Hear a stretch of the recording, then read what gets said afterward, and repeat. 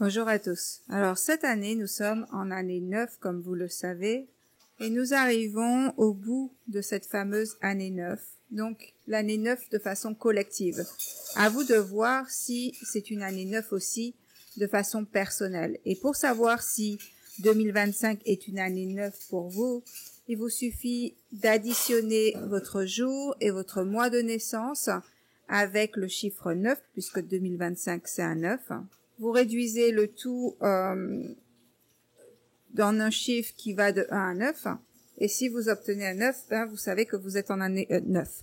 Je vous donne un exemple. Si vous êtes né le 9 septembre, donc en gros c'est 9 plus 9. Et nous sommes en 2025, donc c'est un 9. Donc si on additionne 9 plus 9 plus 9, ça fait 27. Et quand on additionne 2 et 7, ça fait 9. Donc, vous êtes en année 9. Et de toutes les façons, vous n'avez pas besoin de calculer, puisque si vous êtes en année 9 cette année, ça veut dire que tous les ans, vous êtes totalement en alignement avec l'année universelle, c'est-à-dire le chiffre qui influence la conscience collective. Donc, l'année 9 représente la mort, représente la fin, les clôtures. Ça représente aussi l'introspection. On pourrait comparer le chiffre 9 à l'hiver. On pourrait comparer, oui, totalement, le chiffre 9 à l'hiver et le chiffre 1, hein, du coup, au printemps. Ou entre les deux, entre printemps et hiver, la transition, en fait. Puisque le chiffre 1, donc l'année prochaine, nous serons en année 1 universelle.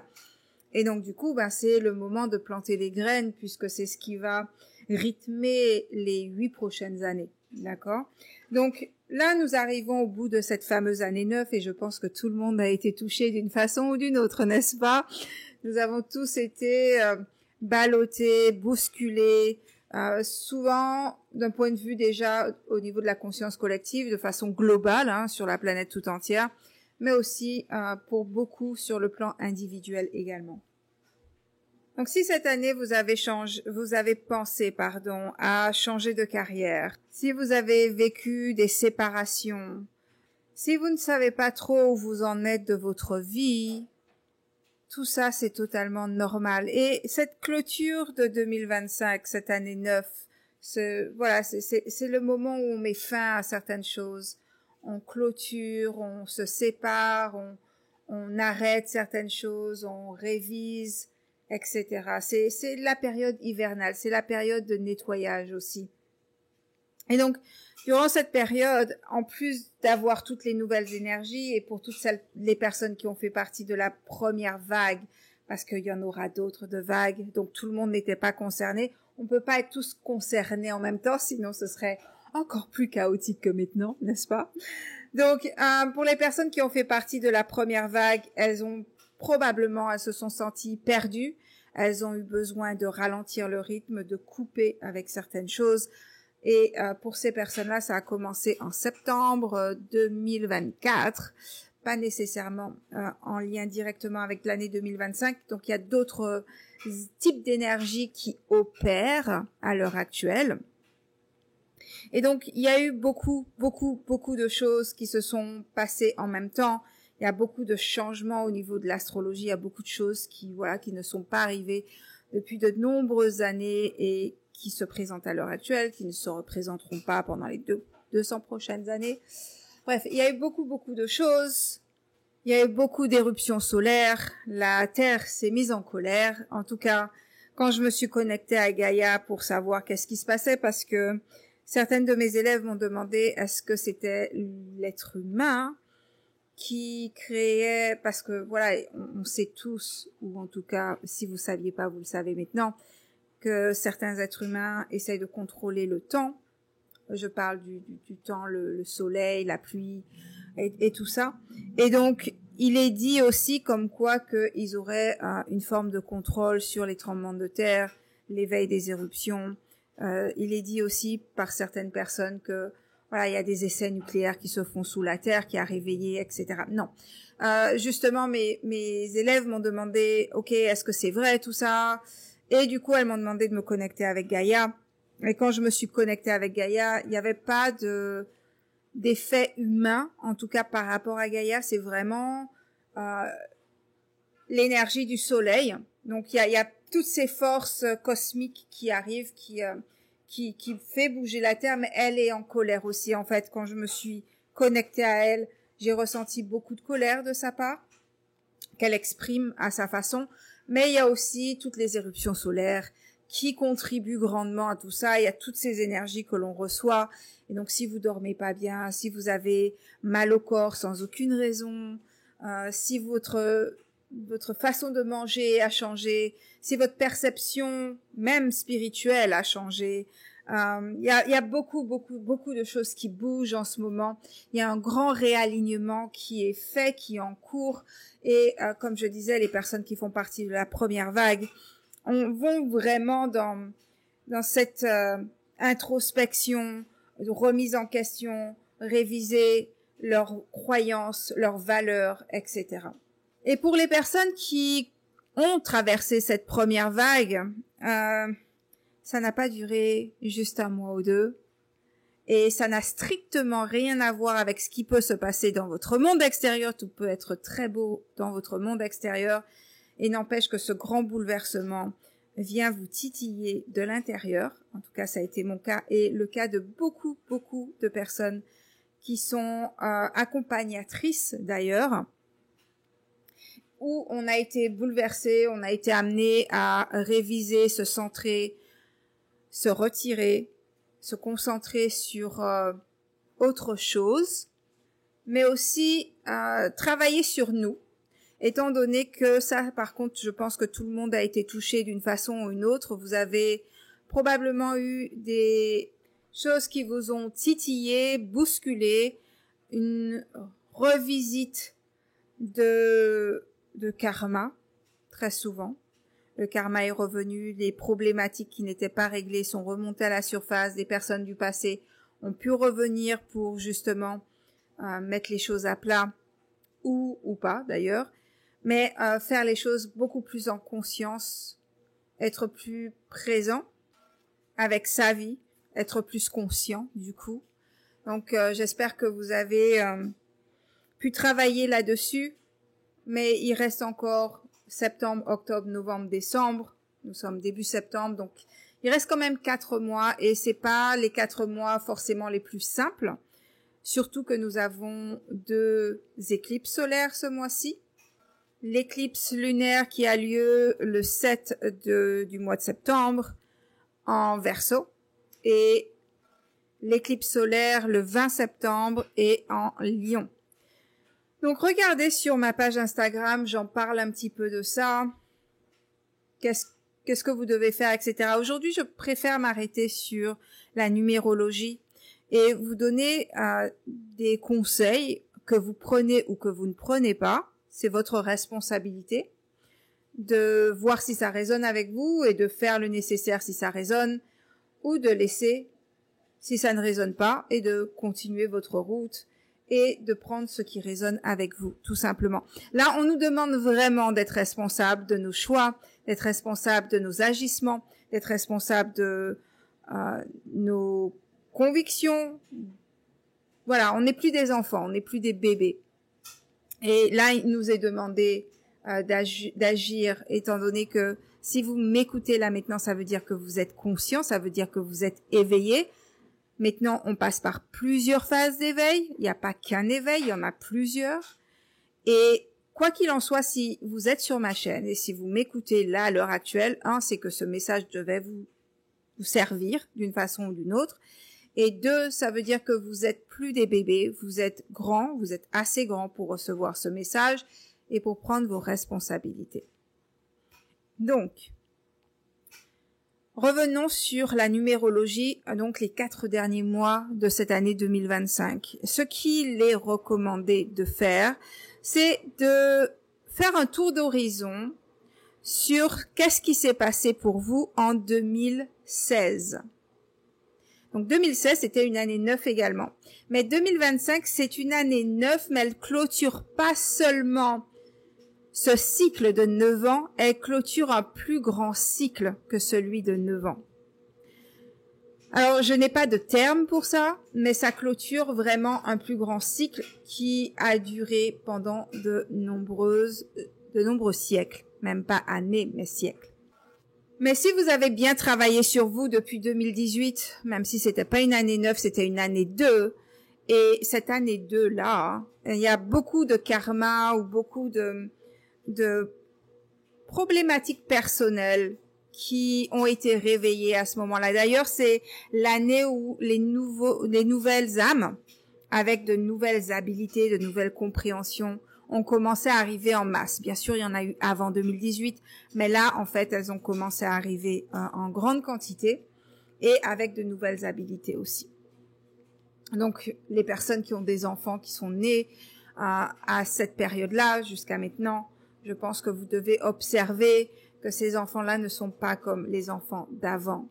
Ils sont peut-être plus sensibles, ils ont peut-être plus de convictions, ils sont peut-être parfois plus adultes dans leur réflexion, leur façon de faire, leur façon d'être, malgré leur très jeune âge. D'ailleurs, ça a commencé pour les enfants dont j'ai pu côtoyer ou dont les parents m'ont parlé. Dès l'âge de 2-3 ans, il y avait déjà ce côté très affirmé. Il y a vraiment un caractère, il y a vraiment une personnalité forte qui est présente. Et surtout, ils supportent pas le mensonge. Ils supportent pas tout ce qui est faux et ils n'acceptent pas qu'on leur dise des choses qui n'ont pas de sens parce qu'ils ont comment je peux dire ça, un sens très aigu de ce qu'est la vérité.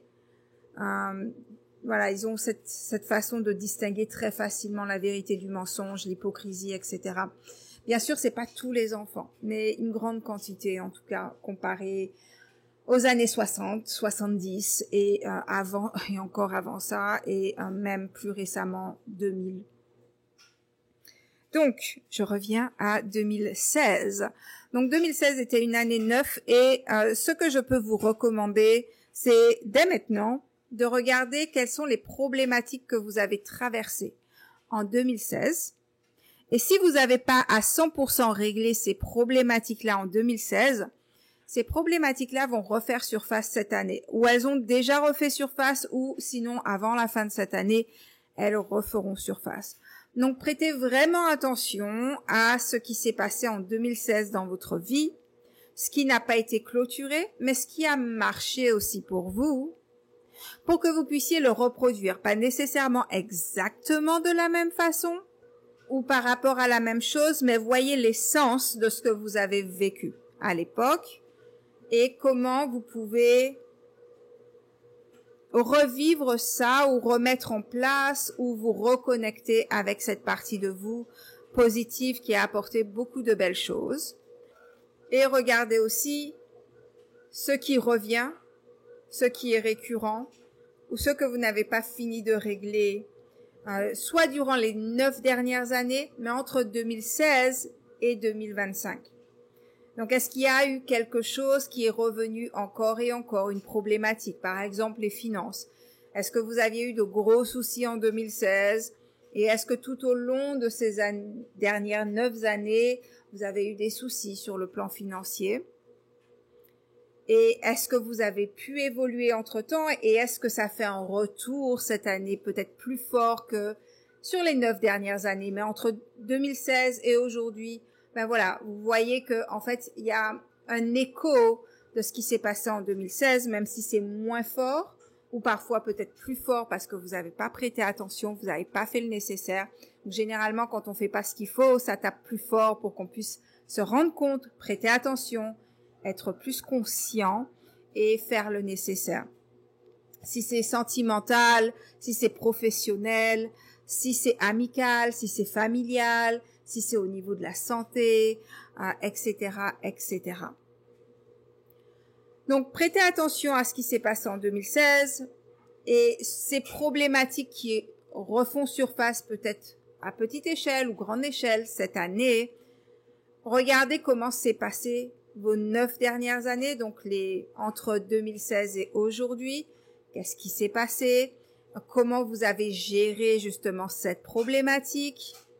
Et pareil pour les choses positives. Qu'est-ce qui est récurrent?